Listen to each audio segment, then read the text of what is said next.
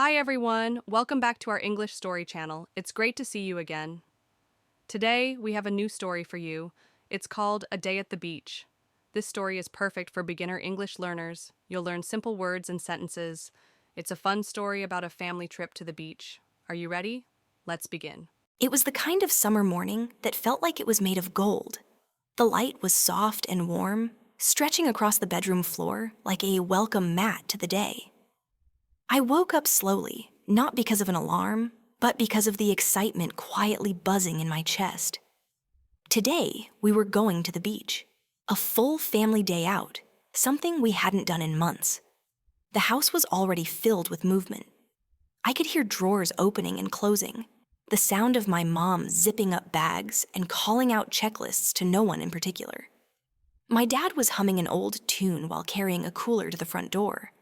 My younger brother, still in his pajamas, was running around the house with his goggles on, shouting about all the fish he was going to find in the ocean. We packed everything into the car: towels, snacks, umbrellas, folding chairs, sunscreen, books, a radio, and even an inflatable flamingo that barely fit in the trunk. My brother insisted on bringing his plastic fishing net, even though we all knew it would end up buried in the sand within 10 minutes. The drive there was long, but no one minded. The windows were down, letting in the salty breeze long before we reached the water. We played games, sang along to old songs on the radio, and pointed at clouds that looked like animals. For a little while, time didn't feel like it was passing at all. It just floated like a kite in a calm blue sky. When we finally arrived, the beach stretched out in front of us like a giant painting.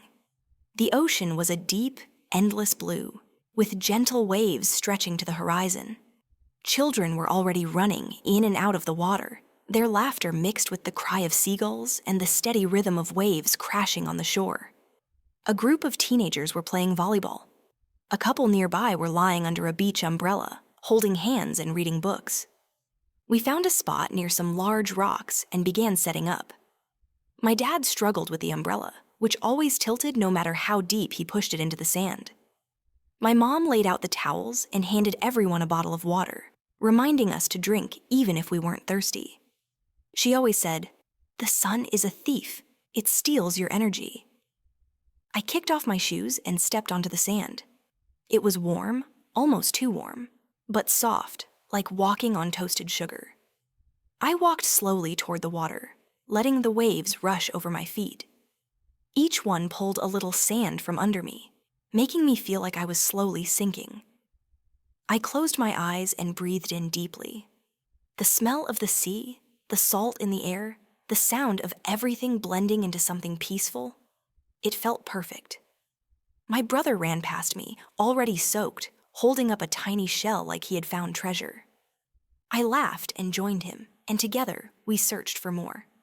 We found shells, stones, and even a piece of driftwood shaped like a dolphin. We built a sand castle with crooked towers and dug a moat that the waves kept stealing. Every time a wave came close, we shouted and tried to save the castle, even though we knew we couldn't. Later, we ate under the umbrella. Our sandwiches were a little sandy, but no one cared. We drank cold juice and shared chips, laughing at nothing in particular, watching the waves as they glittered in the sunlight.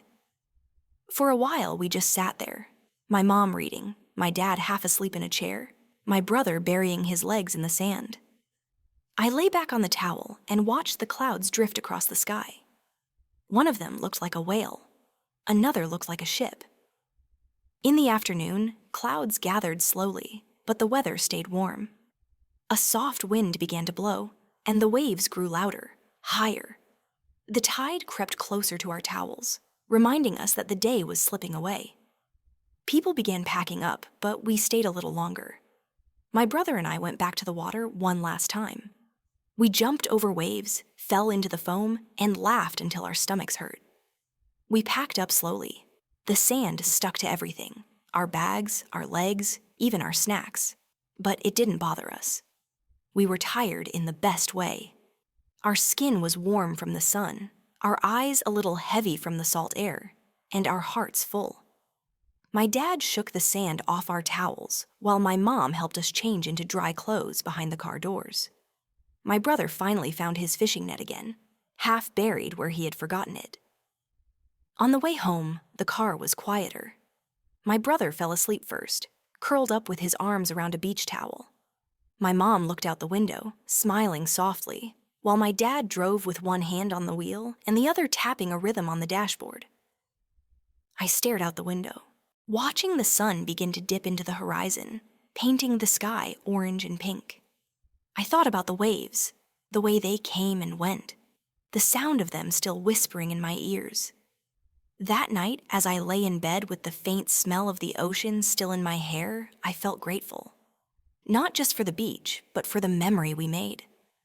A memory that would come back to me in pieces, like tiny shells hidden in pockets, for a very long time. Thank you for watching. Did you like the story? Please like this video, subscribe to the channel, and write a comment to practice your English. Tell us, what would you bring on your perfect beach day? See you in the next video. Bye-bye.